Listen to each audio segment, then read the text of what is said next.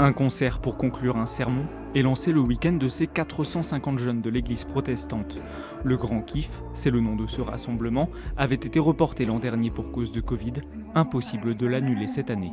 Il y a des jeunes qui avaient besoin de vivre quelque chose ensemble et donc nous, notre travail, c'était de leur organiser un événement qui serait sanitairement sain pour eux et qui leur permettrait à la fois de vivre des choses incroyables et pleines de sens, pleines de vie et en même temps qu'on puisse assurer leur sécurité aussi dans ce contexte.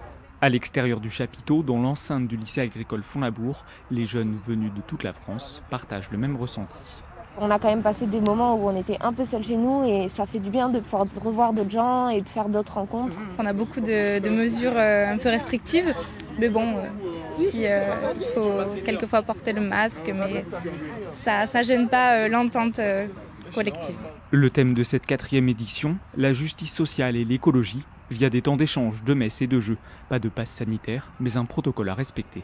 Chaque région est divisée en villages, ce qu'on appelle. Au sein d'un village, les jeunes peuvent ne pas mettre le masque. Par contre, dès qu'ils sortent du village, il faut qu'ils mettent leur masque. Donc il n'y a pas de brassage d'un village à l'autre.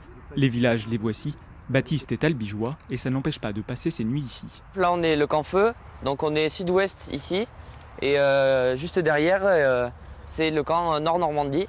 On va passer 4 nuits ici. Et ils ont prévu plein d'activités, donc ça va être sûrement sympa.